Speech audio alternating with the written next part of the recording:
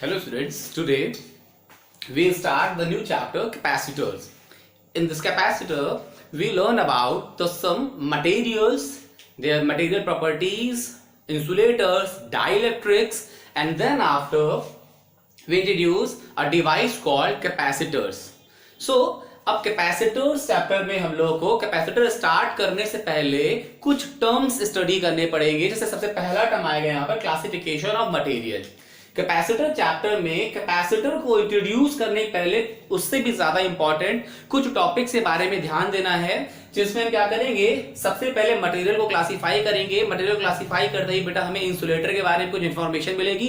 Then after insulators के साथ हम यहाँ पे एक नया टर्म डाइलेक्ट्रिक इंट्रोड्यूस करेंगे। फिर डाइलेक्ट्रिक में क्या क्या प्रॉपर्टीज होती हैं, डाइलेक्ट्रिक में कैसे कैसे एटम्स होते हैं, किस तरीके के polar non polar atom activity करते हैं, इन सब के बारे में डिस्कस करेंगे। जब हम उनके बारे में समझ लेंगे तब हम जाकर कैपेसिटर जैसी डिवाइस को इंट्रोड्यूस कर पाएंगे। तो सबसे पहले हम आज कंटिन्यू करेंगे, स्टार्ट करेंगे क्लासिफिकेशन ऑफ मटेरियल।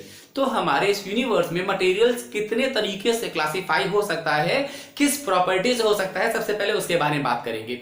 तो बेटा देखिए, जो मटेरियल होता है it is basically the composition of atoms. वो एटम्स के कंपोजिशन से मिलकर बना होता है। और एटम्स की बात करें तो एटम के बिहेवियर कैसे बताएंगे हम बताएंगे एटम का बिहेवियर उसके अंदर लाई करने वाला सेंट्रल कोर, उसके सराउंडिंग में रिवॉल्व करने वाले इलेक्ट्रॉन्स के बेसिस में। तो यहां पर हम एटम के अंदर के न्यूक्लियस और उसके सराउंडिंग में इलेक्ट्रॉनिक कॉन्फ़िगरेशन के बेसिस में डिफरेंट एनर्जीज को इंट्रोड्यूस करते हैं for the participation in conduction of electrons. Electron से कंडक्शन के पार्टिसिपेशन के बेसिस में यहां पर बात कर रहे हैं कि डिफरेंट एनर्जी लेवल्स को हम इंट्रोड्यूस करते हैं। उन एनर्जी के बेसिस में यहां पर मटेरियल्स को क्लासिफाई किया जाता है। अब जो बात मैंने भी आपको बोली एनर्जी लेवल्स, इसकी थ्योरी को बोलते हैं यहां पर हम एनर्जी बैंड थ्योरी। इसके बारे में डीपली डिस्कस करेंगे हम अपनी 7th यूनिट में, जिसको हम लोग यहां पर इलेक्ट्रॉनिक डिवाइसेस भी बोलते हैं। 7th और 8th यूनिट में हम लोग स्टडी करेंगे, जिसको हम लोग यहाँ पर इलेक्ट्रॉनिक डिवाइसेस भी बोलते हैं। तो इलेक्ट्रॉनिक डिवाइसेस में हम इलेक्ट्रॉनिक कॉन्फ़िगरेशन के बारे में, एनर्जी बैंड डायग्राम के बारे में बात करेंगे। फिलहाल यहाँ पर हम केवल एज अ इंट्रोडक्टरी पार्ट इसको इंट्रोड्यूस करने वाले हैं। तो बात करेंगे आज क्लासिफिकेशन ऑफ मटेरियल्स की। तो मटेरियल्स का क्लासिफाई कैसे कर सकते हैं हम, तो बेटा कैसे करेंगे, तो वो on the basis of energy band diagram करेंगे। तो फिलहाल हम बताएंगे यहाँ पर on the basis of energy band diagram,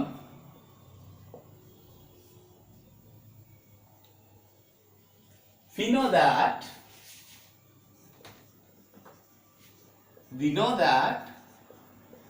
material can be classified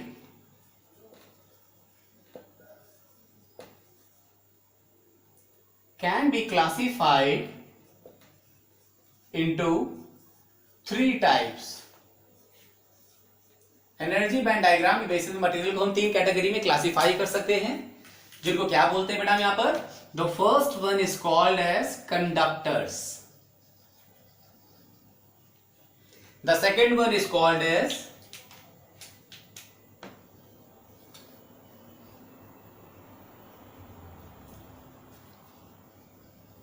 semiconductors, and third one is called as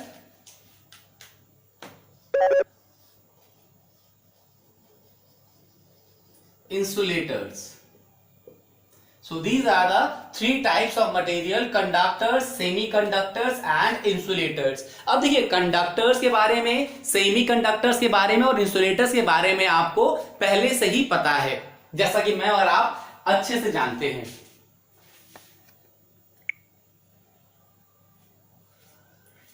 अब अगर हम यहां पे बात करेंगे कंडक्टर्स की, तो आपको अच्छे से पता है कि कंडक्टर्स क्या होते हैं। Conductors are those which can easily participate in conduction as they are having initially the free electrons for the participation in electricity, for the participation in conduction. So conductors are those which have free electrons,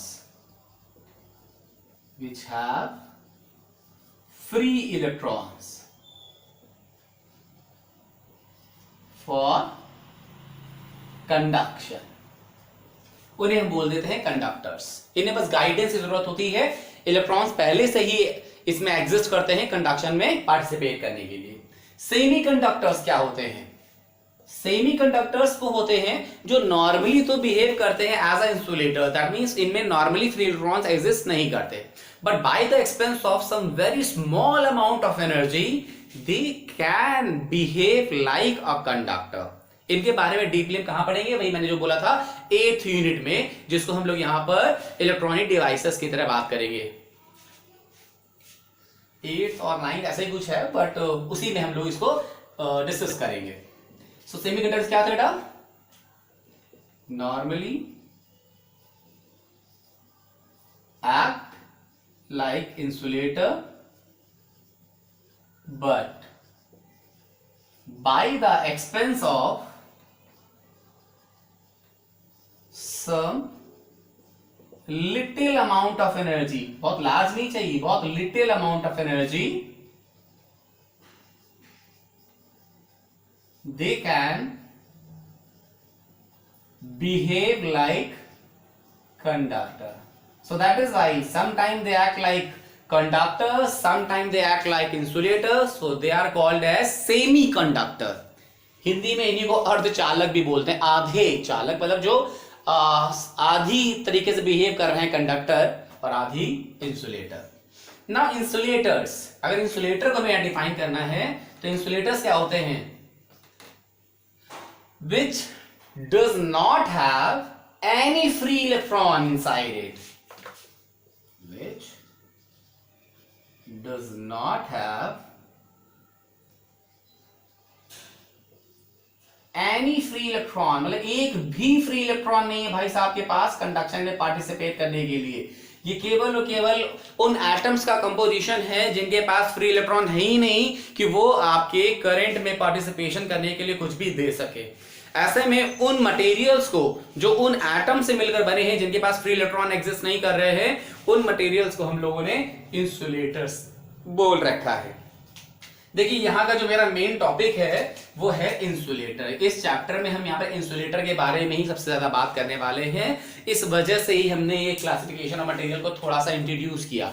classification of material introduce करने का reason ही यही था कि हम यहाँ पर insulator को introduce कर सके ताकि उसको यूज कर सके इन फर्दर एप्लीकेशंस। तो अब हम यहाँ पे इंसुलेटर के बारे में थोड़ा सा और बात करेंगे, तब जाके हमारे डाइलेक्ट्रिक जैसे टर्म इंट्रोड्यूस होंगे। So now we continue with insulators.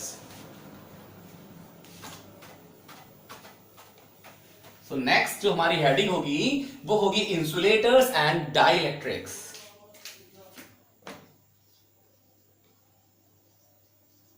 Insulators and dielectrics क्या है ये? क्या होते हैं ये इंसुलेटर्स और डाइलेक्ट्रिक्स? इनके बारे में बात करेंगे हम लोग। तो इंसुलेटर और डाइलेक्ट्रिक्स के बारे में बात करने के लिए यहां पर हम लोग कुछ हद तक इंसुलेटर्स की जो प्रॉपर्टीज हैं उनको इंट्रोड्यूस करेंगे और उसी के साथ डाइलेक्ट्रिक भी इंट्रोड्यूस हो जाएंगे। इंसुलेटर्स क्या थे बेटा? अभी हमने बात करी थी, insulators are those which have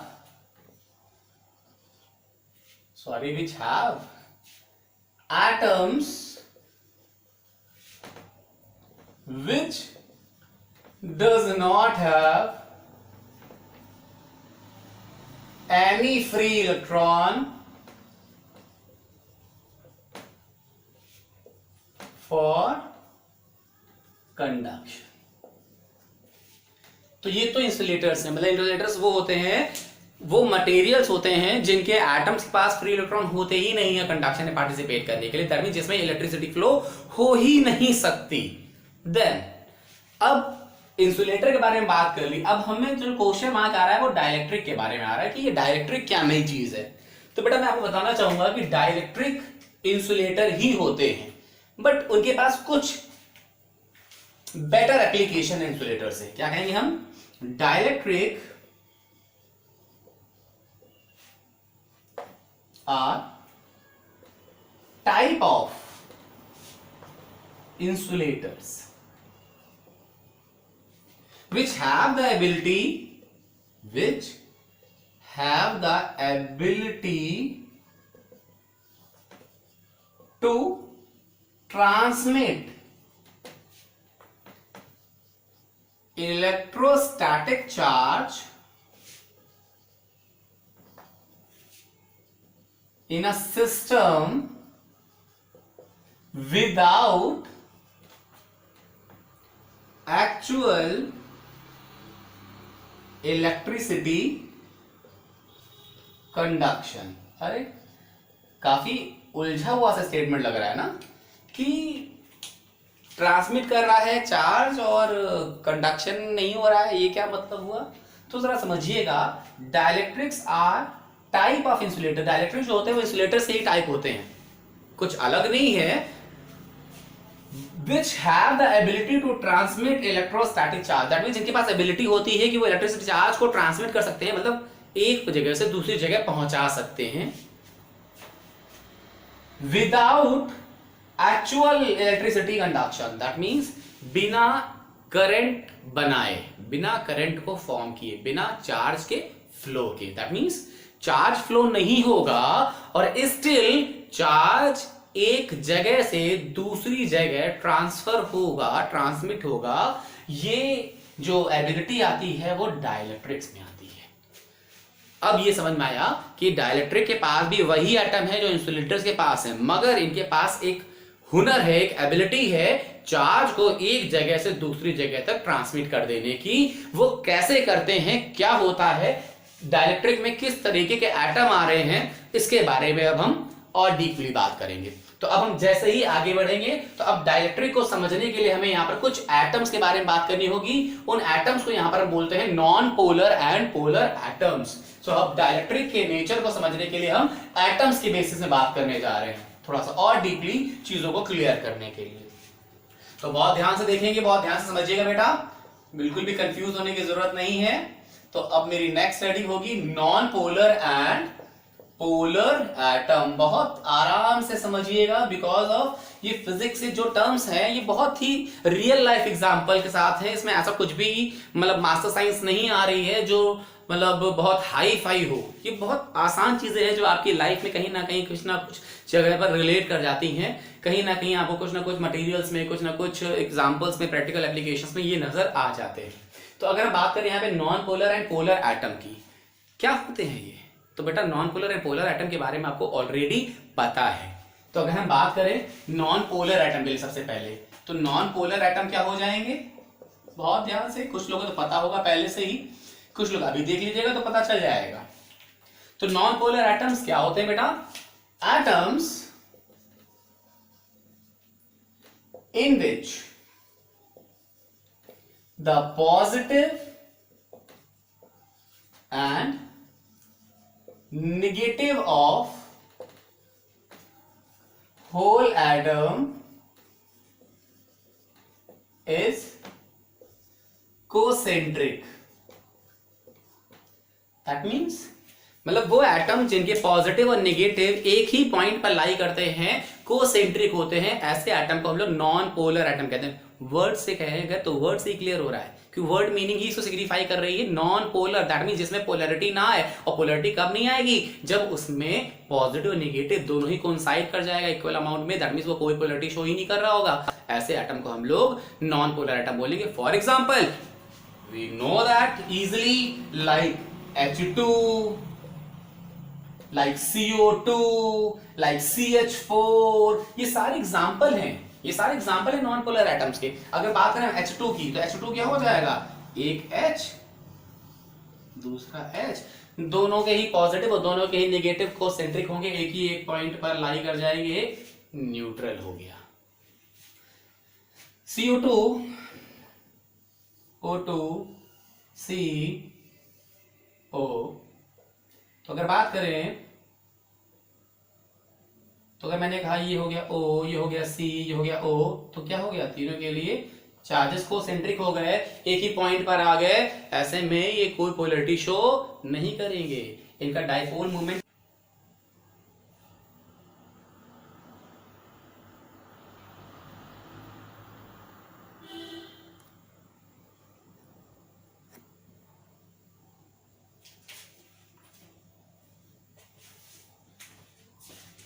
तो अगर बात करें हम यहां पर for H2 the dipole moment must be zero, for the CO2 the dipole moment must be zero. जिसका मोमेंट जिसे पोलैरिटी ही नहीं आ रही उसका डाइपोल मोमेंट भी नहीं आ सकता। तो ऐसे में यहाँ पे क्या आएगा, ये एटम नॉन पोलर एटम कहलाएगा और इसका डाइपोल मोमेंट जीरो ही नजर आएगा। बात करेंगे हम पोलर एटम की।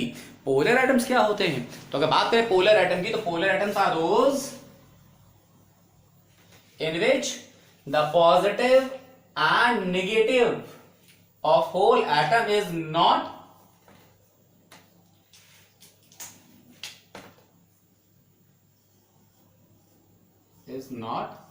कोसेंट्रिक। दैट मीन्स इसमें कोसेंट्रिक नहीं होगा। अगर कोसेंट्रिक नहीं होगा तो वो अलग अलग होगा। ऐसे में क्या होगा, कोई एग्जांपल? हाँ है एग्जांपल, हम बात कर सकते हैं यहां पे लाइक HCl, लाइक H2O। ये सब हमारे पोलर एटम है, इनमें पोलैरिटी आती है। फॉर एग्जांपल अगर HCl की बात करेंगे, हमने एक H ले लिया, हमने एक Cl ले लिया,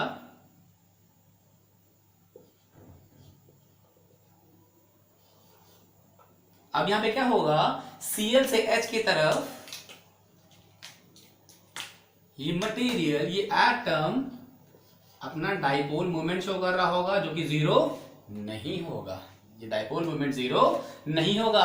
अगर बात करेंगे हम यहाँ पे H2O की, तो H2O के लिए बात करते वक्त ये मैंने कहा ऑक्सीजन हो गया, ये एक हो गया हाइड्रोजन, ये हो गया इधर साइड एक हाइड्रोजन, ये कुछ इस तरीके से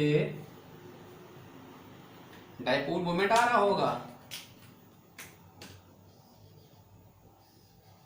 अब इधर साइड डाइपोल इधर साइड आ रहा होगा, तो ऐसे में रिजल्टेंट कुछ इस तरफ नजर आ रहा होगा हमें, ये भी नॉन जीरो हो गया। दैट मीन्स ये भी हमारे एक तरह से न्यूट्रल है सिस्टम, बट न्यूट्रल सिस्टम होने के बावजूद भी इनका मूवमेंट जीरो नहीं हो रहा। दैट मीन्स ये पोलैरिटी शो कर रहे हैं, क्योंकि इनका पॉजिटिव और नेगेटिव एक साथ कोसेंट्रिक नहीं हो रहा है। और अगर पॉजिटिव नेगेटिव एक साथ कोसेंट्रिक नहीं हो रहा है, तो ऐसे में सिस्टम अपनी पोलैरिटी शो करेगा, वो एक पोलर एटम की तरह बिहेव करेगा। आई होप कि आपको ये non polar and polar atom के बारे में ये बात क्लियर हो गई होगी।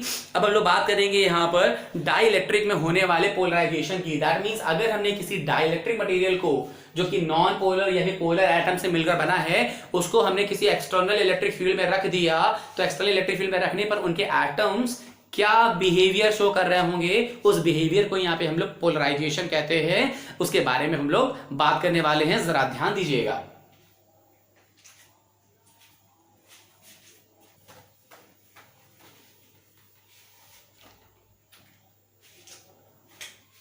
अब बात करने वाले हैं हम लोग यहां पर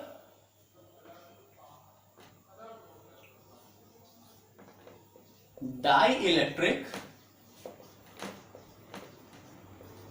पोलराइजेशन की। क्या होता है डाइइलेक्ट्रिक पोलराइजेशन? तो अगर बात करें डाइइलेक्ट्रिक पोलराइजेशन की, तो फिर से अगर हम वर्ड मीनिंग सही कर ध्यान दें, तो polarisation that means something, some system, some matter will start to polarize itself. That means वो अपने आप को पोलराइज करने लगा है, पोलराइज करने लगा है। दैट मीन्स कोई पोलैरिटी शो करने लगा है। तो अगर कोई पोलैरिटी शो करने लगा है तो कैसे करेगा? तो अब यहाँ पे क्या करेंगे, यहाँ पर बात करें डाइइलेक्ट्रिक की। दैट मीन्स डाइइलेक्ट्रिक मटेरियल के अंदर पोलराइजेशन कैसे हो रहा है, पोलैरिटीज कैसे इंट्रोड्यूस हो रही हैं, उसको लेकर हम बात करने जा रहे हैं। तो बेटा डाइइलेक्ट्रिक मटेरियल बन सकता है किनसे? एटम से। अब एटम्स तो हमें मालूम है दो ही तरीके के होते हैं, या तो पोलर या तो नॉन पोलर। तो अगर हमने पोलर एटम ले रखा है तो भी वो सिस्टम, मैंने कहा इनिशियली अगर पोलैरिटी नहीं शो कर रहा है, देन कैसे वो पोलैरिटी शो करेगा, कैसे वो पोलराइजेशन करेगा। और अगर वो नॉन पोलर एटम से मिलकर बना हुआ है तो भी वो कैसे पोलैरिटी शो करेगा under the influence of external field, उसके बारे में हम बात करेंगे। बहुत ध्यान से देखिएगा, समझिएगा इस बारे में कि क्या होने वाला है, क्या होगा, कैसे होगा, इसके बारे में। तो अब बेटा हम यहां ध्यान देंगे डाइइलेक्ट्रिक पोलराइजेशन को समझने के लिए। हमने कहा सबसे पहले हमने यहां पे एक स्लैब ले लिया। फॉर एग्जाम्पल मैंने यहां पर नॉन पोलर एटम ले लिया, क्योंकि दोनों में ही होता है, किसी एक को भी स्टडी कर लीजिए, बिहेव दोनों एक जैसा ही करेंगे एक्सटर्नल फील्ड के इन्फ्लुएंस में आने पर। तो मैंने यहां पर ले रखा है फॉर नॉन पोलर के लिए। तो अगर मैंने कहा नॉन पोलर एटम्स यहां पर पड़े हुए थे, तो जैसे ही नॉन पोलर एटम की बात करें तो नॉन पोलर एटम्स जिनके पॉजिटिव और नेगेटिव कैसे होते हैं, कोसेंट्रिक होते हैं। नॉर्मली मैंने कहा कुछ इस तरीके से पड़े हुए हैं।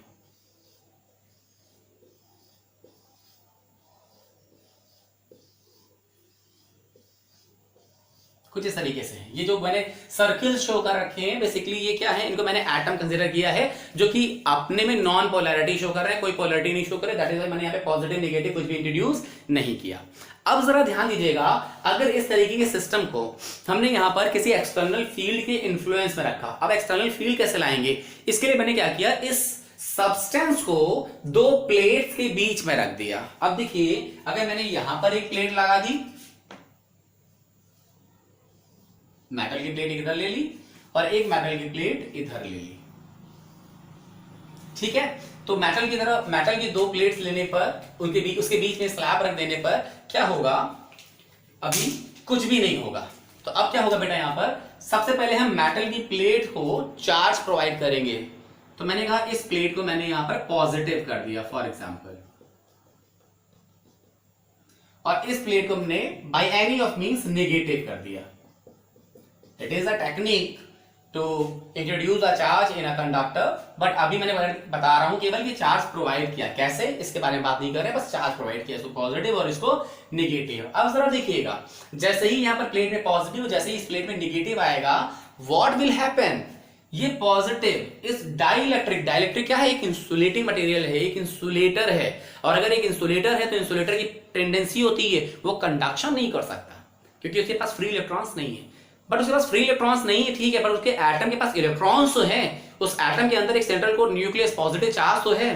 तो अब क्या होगा, जब किसी एक्सटर्नल पॉजिटिव प्लेट के इन्फ्लुएंस में आएगा तो उस एटम के जो नेगेटिव चार्ज जो कि उसके न्यूक्लियस के साथ पहले कोसेंट्रिक थे, न्यूट्रल बिहेव कर रहे थे, उसको नॉन पोलर बना रहे थे, वो अब सेपरेशन करने लगेंगे एक दूसरे से, उनके सेंटर ऑफ चार्ज को कुछ सेपरेट करने लगेंगे। कैसे करने लगेंगे जरा ध्यान दीजिएगा, जैसे यहां पर पॉजिटिव है तो इन एटम्स के नेगेटिव जो होंगे वो पॉजिटिव की तरफ अट्रैक्ट होने लगेंगे, और उसका जो सेंट्रल कोर पॉजिटिव होगा वो समवेयर स्लाइटली डिस्प्लेसमेंट सफर करेगा थोड़ा सा नेगेटिव प्लेट की तरफ, जिसकी वजह से यहां पर जो अरेंजमेंट आने वाला है वो कुछ ऐसा हो जाएगा। बहुत ध्यान से समझिएगा, वो कुछ ऐसा हो जाएगा कि अब सिस्टम में वो जो नॉन पोलर एटम्स है वो कुछ पोलराइज नजर आने लगेंगे,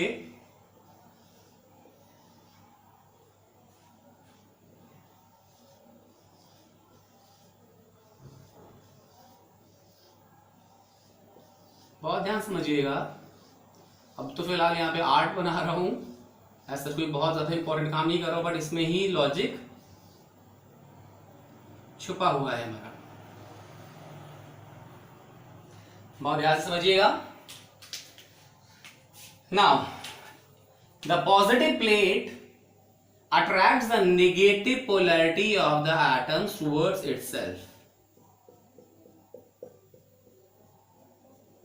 and the negative plate of charge attracts the positive polarity of the atom towards itself। अब देखिए, जो ये एटम में पहले न्यूट्रल नजर आ रहे थे वो छोटे छोटे से डाइपोल की तरह नजर आने लगे, छोटे छोटे से डाइपोल बनने लगे, positive negative positive negative positive negative positive negative positive negative positive negative, मतलब देख रहे हैं आप छोटे छोटे डाइपोल बन गए, जिनके कंप्लीट इन्फ्लुएंस को कर देखे हम तो देखिए क्या होगा,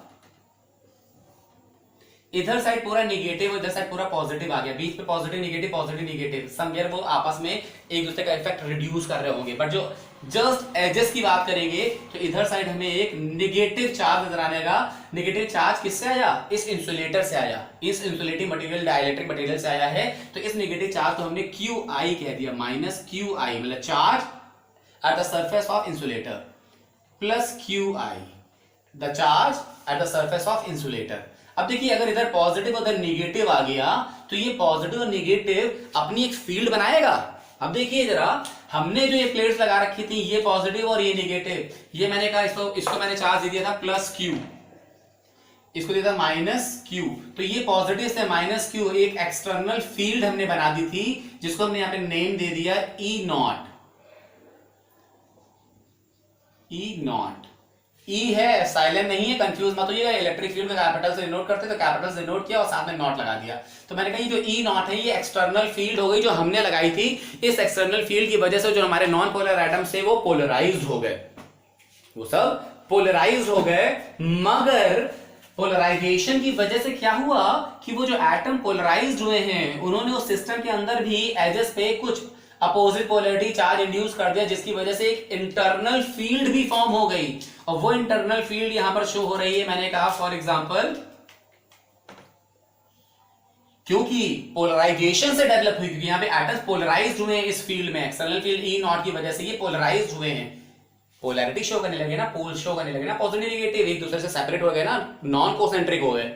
ऐसा में यहां पे एक इंटरनल फील्ड बन गई ईपी, और ये ईपी पोलराइजिंग फील्ड है, मतलब पोलराइजेशन की वजह से इंट्रोड्यूस होने वाली फील्ड है ईपी। तो ये ईपी किधर लग रही है, जरा गौर से देखिएगा, ये ईपी लग रही है एक्सटर्नल फील्ड ई नॉट के अगेंस्ट में। और अगर ये फील्ड एक्सटर्नल फील्ड के अगेंस्ट में है तो वो एक्सटर्नल फील्ड को रिड्यूस कर रही होगी। और ये छोटा सा क्वेश्चन बोर्ड में पूछा जाता है कि why the polarizing field reduces the external field. तो आपको पता चल गया, because a polarizing field always introduced in a system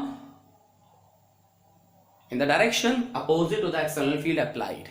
So अब अगर उसके अपोजिट इंट्रोड्यूस हो रही है तो ये हमेशा उसके इन्फ्लुएंस को, उसके इफेक्ट को रिड्यूस करेगी।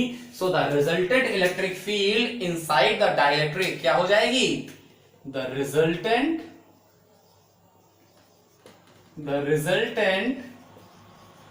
इलेक्ट्रिक फील्ड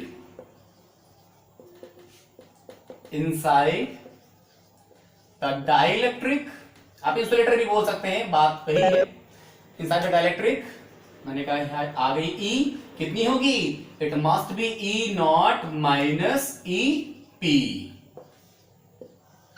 ये था polarization inside an insulator, inside a dielectric. I hope कि आपको ये कंसेप्ट क्लियर हो रहा है, बहुत ही इंपॉर्टेंट है और समवेयर ये सब चीजें बहुत ज्यादा कंफ्यूजन क्रिएट करने लगती हैं बच्चों के दिमाग में। बट आई होप कि मैंने जो एग्जांपल्स वगैरह लिए और जो भी आपको समझाया उससे आपको ये चीजें क्लियर हो गई होंगी अच्छे से। अब हम लोग इसके बाद बात करने वाले हैं इस डाइलेक्ट्रिक पोलराइजेशन की वजह से इंट्रोड्यूस होने वाले एक टर्म को जिसे हम बोलते हैं इलेक्ट्रिकल ससेप्टिबिलिटी। ये भी बहुत इंपॉर्टेंट क्वेश्चन है, ये 1 मार्क में कई बार क्वेश्चन किया जा चुका है बोर्ड्स में। तो अब हम लोग बात करने वाले हैं यहाँ पे इलेक्ट्रिकल ससेप्टिबिलिटी की। बहुत ध्यान समझिएगा कि थोड़ा सा स्पेस बनाएंगे यहाँ पर, पहले उसके बारे में बात करेंगे फिर कि इलेक्ट्रिकल ससेप्टिबिलिटी क्या होती है। तो अब हम यहाँ पे थोड़ा सा इसको रब करना चाहेंगे, तो हम थोड़ा सा ऊपर रब कर दे रहे हैं क्योंकि स्पेस भी चाहिए और ये डायग्राम भी हमें थोड़ा सा इंपॉर्टेंट है भी।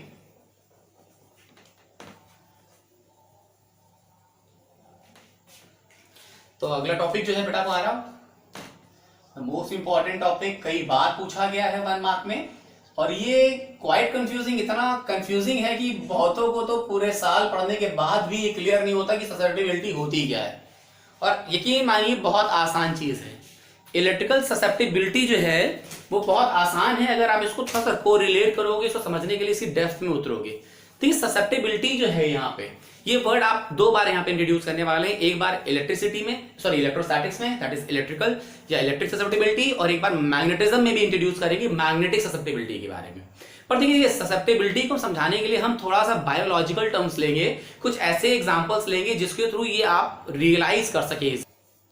तो अगर हम इलेक्ट्रिक ससेप्टिबिलिटी की बात कर रहे हैं तो इलेक्ट्रिक ससेप्टिबिलिटी किसी इलेक्ट्रिक मीडियम के लिए है, बट उसको इलेक्ट्रिक मीडियम में कैसे डिफाइन करना है, कैसे हम उसके सिग्निफिकेंस को समझ सकते हैं, उसके लिए हम लोग बात करेंगे एक बायोलॉजिकल सिस्टम की फॉर एन एग्जांपल। और उस एग्जांपल के थ्रू थोड़ा सा ये अंडरस्टैंड करना इजी हो जाएगा कि क्या है susceptibility.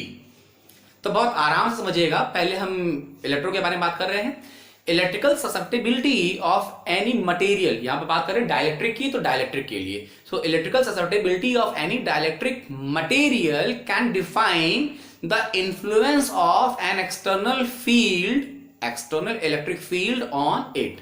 That means electrical susceptibility किसी डाइलेक्ट्रिक मीडियम में किसी एक्सटर्नल इलेक्ट्रिक फील्ड के इन्फ्लुएंस को बताती है कि वो उससे कितना इन्फ्लुएंस में आ रहा है। अब यहाँ पे इन्फ्लुएंस का मतलब क्या था? इन्फ्लुएंस कुछ खास चीज थोड़ी ना है। इन्फ्लुएंस का बेसिक मीन्स यही है, बेसिक सिग्निफिकेंस यही है कि पोलराइजेशन। क्योंकि डाइलेक्ट्रिक में इलेक्ट्रिक फील्ड से क्या हो रहा है? डाइलेक्ट्रिक में इलेक्ट्रिक फील्ड की वजह से केवल और केवल पोलराइजेशन ही हो रहा है। तो ससेप्टेबिलिटी ये डिफाइन करने की कोशिश कर रही है कि कितने ज्यादा उसके नॉन पोलर एटम्स या कोई भी पोलर एटम्स पोलराइज्ड हो रहे हैं in the direction of applied electric field. ये बताएगा उसका इलेक्ट्रिकल ससेप्टेबिलिटी। अगर मटेरियल की इलेक्ट्रिकल ससेप्टेबिलिटी ज्यादा है दैट मींस उसमें पोलराइजेशन भी ज्यादा हो रहा होगा, इलेक्ट्रिक फील्ड का इन्फ्लुएंस भी ज्यादा आ रहा होगा। और अगर किसी मीडियम की ससेप्टेबिलिटी कम है तो उसमें पोलराइजेशन भी कम हो रहा होगा, दैट मींस एक्सटर्नल फील्ड का इन्फ्लुएंस भी कम हो रहा होगा। मैंने कहा था कि ये बायोलॉजिकली कैसे समझ सकते हैं? मैंने कहा फॉर एग्जाम्पल अगर मैं आपकी बॉडी की बात करूं तो आपकी बॉडी में ये टर्म क्या है, मतलब ससेप्टेबिलिटी क्या चीज है? तो मैं बात करूंगा आपकी इम्यूनिटी। जिस तरह आपकी इम्यूनिटी डिसाइड करती है कि एक्सटर्नल वायरस हो गए, एक्सटर्नल फ्लूज हो गए, उनका आपकी बॉडीज में क्या असर पड़ेगा। अगर आपकी बॉडी बहुत अच्छे से इम्यून है, बहुत हाईली इम्यून है, तो उसमें आपके एक्सटर्नल इफेक्ट्स का इन्फ्लुएंस मिनिमम हो जाता है। और अगर आपकी बॉडी की इम्यूनिटी बहुत लो है तो ऐसे में आप पर एक्सटर्नल इफेक्ट्स का इन्फ्लुएंस उतना ही ज्यादा हो जाएगा। तो कहीं ना कहीं जैसा इम्यूनिटी आपकी बॉडी में कह रहा है, बट इम्यूनिटी क्या करता है? अगर हाई है तो इन्फ्लुएंस लो हो रहा है एक्सटर्नल इफेक्ट्स का। इम्यूनिटी अगर लो है तो एक्सटर्नल इफेक्ट्स का इन्फ्लुएंस ज्यादा हो रहा है। बट ससेप्टेबिलिटी में क्या होता है? अगर ससेप्टेबिलिटी ज्यादा होती है तो एक्सटर्नल इलेक्ट्रिक फील्ड का इन्फ्लुएंस भी ज्यादा होता है, और अगर ससेप्टेबिलिटी कम होती है तो उसमें एक्सटर्नल इलेक्ट्रिक फील्ड का इन्फ्लुएंस भी कम होता है। तो आई होप कि आपको ये थीम क्लियर हो गई होगी कि इलेक्ट्रिकल ससेप्टेबिलिटी है क्या। अब हम बात करेंगे इलेक्ट्रिकल ससेप्टेबिलिटी को डिफाइन और इंट्रोड्यूस कैसे करते हैं। तो सबसे पहले हम इसको डिफाइन कर दे रहे हैं बेटा। Electric susceptibility of any dielectric material can be defined as a influence strength, मतलब कितना of external field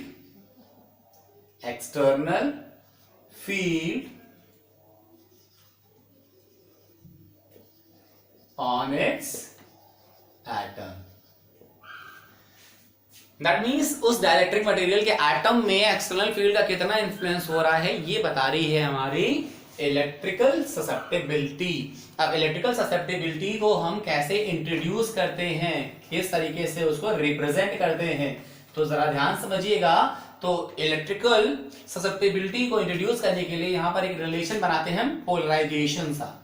तो पोलराइजेशन का जब हम यहाँ पर एक्सप्रेशन बनाएंगे तो क्या होता है, अगर बात करें यहाँ पे हम डाइलेक्ट्रिक का पोलराइजेशन, तो डाइलेक्ट्रिक का पोलराइजेशन किस बात पर डिपेंडेंट है? डाइलेक्ट्रिक का, किसी डाइलेक्ट्रिक सब्सटेंस का पोलराइजेशन डिपेंड करता है कि उसमें कितनी फील्ड आ रही है, मतलब कितनी फील्ड उसके अंदर स्टोर हो रही है।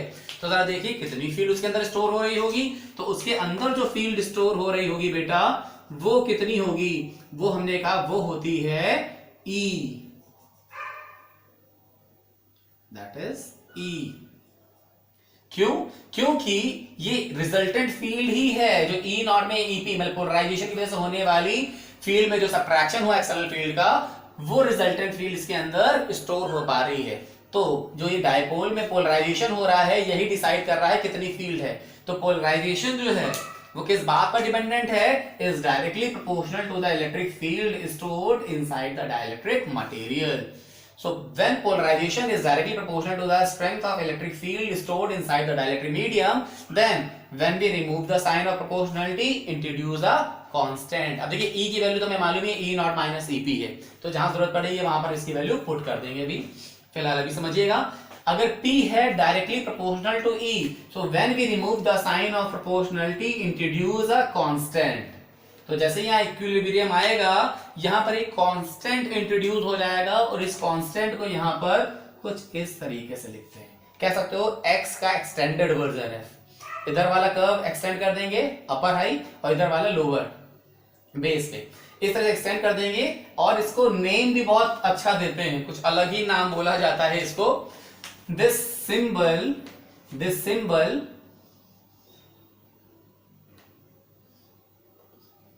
is called as काई। चाई मत बोल दीजिएगा बेटा, क्योंकि ये काई है, इसको काई बोलते हैं। और दिस इज कॉल्ड, मतलब काई तो इसका सिंबल का नेम हो गया, और है क्या, known as electric susceptibility.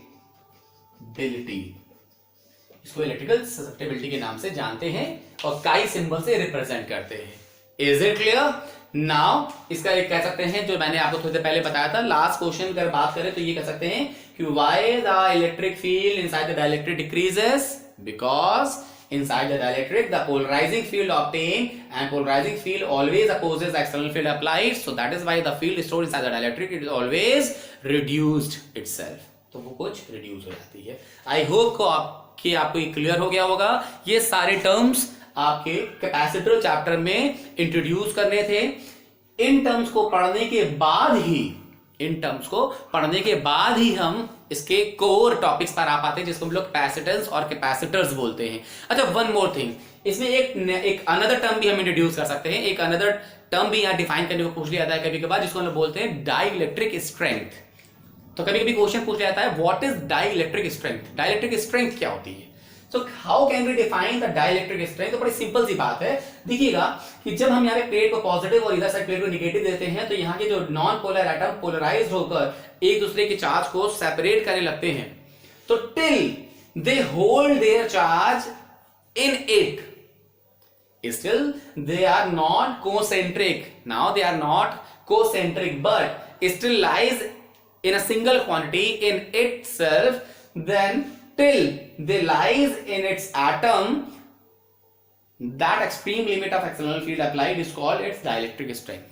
And just after, if the field exceeds from this value, and just after atom is just break away, that means उस एटम का नेगेटिव और पॉजिटिव एक दूसरे से अलग हो जाए, मतलब उस एटम की जो आइडेंटिफिकेशन है वो खत्म हो जाए, अब वो एक पॉजिटिव और नेगेटिव चार्ज की तरह बिहेव करने लगे, तो ऐसे में हम जो वो मैक्सिमम वैल्यू इलेक्ट्रिक फील्ड की जब तक वो एक साथ लाई कर रहा था, होल्ड कर रहा था एक एटम की तरह, नॉन कॉन्सेंट्रिक होने के बावजूद भी एक एटम की तरह होल्ड कर रहा था, उस लेवल तक की जो एक्सटर्नल फील्ड अप्लाई करी थी, वो इलेक्ट्रिक फील्ड उस डाइलेक्ट्रिक एटम की, उस डाइलेक्ट्रिक सब्सटेंस की डाइलेक्ट्रिक स्ट्रेंथ कहलाती, क्योंकि तब तक वो एज अ एटम होल्ड कर रहा है, as a dielectric substance hold कर रहा है। और अगर उससे ज्यादा फील्ड आप अप्लाई कर दोगे तो वो ब्रेक हो जाएगा, वो अलग अलग हो जाएगा और एटम की आइडेंटिफिकेशन वहां से खत्म हो जाएगी, और ऐसे में फिर वो एक डाइलेक्ट्रिक सब्सटेंस की तरह बिहेव नहीं कर पाएगा। तो वो extreme level of external field till it holds is called as its dielectric strength. तो ये कुछ टॉपिक्स है, आई होप कि आपको अच्छे से क्लियर हो गए होंगे।